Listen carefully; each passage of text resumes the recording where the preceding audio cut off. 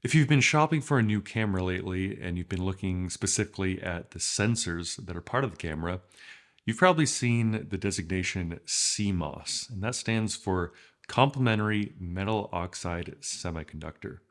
You may have also seen BSI CMOS, and that's Backside Illuminated CMOS, and also stacked BSI CMOS. I know it's quite a mouthful.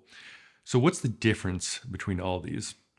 So if you've ever looked at a diagram, a simplified diagram of how a sensor works, you'll see basically the Bayer pattern on top. That's the RGB or red, green, blue colored glass that sits on top of the photodiodes, which make up the sensor itself. Now, this is very much a simplification, but how now does this differentiate itself with CMOS, BSI, and stacked sensors? So in this oversimplified diagram that I just talked about, you don't actually see the wiring of the sensor. And with a standard CMOS sensor, you have that RGB pattern, that Bayer pattern that I just described, and then you actually have a web of wiring in between that and the photodiodes. And because of that, because the light has to travel through that, it actually reduces the amount of light that's hitting the photodiodes themselves. And that's where the BSI comes in. So now, instead of having all that wiring in between the Bayer pattern and the photodiodes, that has been moved below the photodiodes. So now that's freed up space in between so it can be thinner, and also the light doesn't have to go through it, so it makes it more light sensitive. So now on top of BSI, we have stacked, and that means you start with the BSI sensor, and then below that, so under the diodes, you now have a stacked layer of RAM.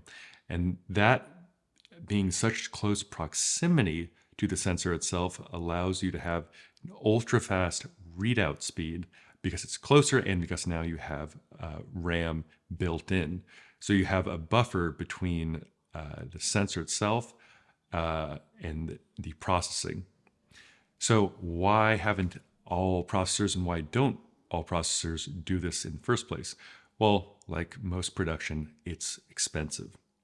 And right now, only the top-of-the-line cameras for each company have a BSI stacked CMOS sensor.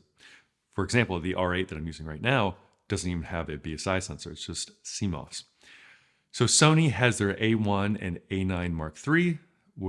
These are all the cameras with stacked sensors. Nikon has the Z9 and Z8. Fuji has the X-H2S, and Canon has their flagship R3. And unfortunately, Panasonic has no stacked BSI sensor right now. So if BSI allows better signal-to-noise ratio and more higher light gathering capabilities, what is the benefit of this faster readout that comes with a stacked sensor? Well, if you have a faster readout, you can have less of the rolling shutter effect. And that is something that, especially if you do, it is apparent in still photos, but much more apparent in video. And that's when you're panning the video, and let's say you have a straight line, be it a fence, be it a building, and all of a sudden everything starts going like this. It makes the video look really unprofessional, and it's, especially for editors, I'll say it's really annoying if you have footage where you're panning a lot and it just, that jello effect really gets to you. And if you're watching a movie like that, most people probably won't notice it, but if it's severe enough, like a lot of the lower end cameras, the R8 has rolling shutter, your iPhone has rolling shutter, it can be really distracting.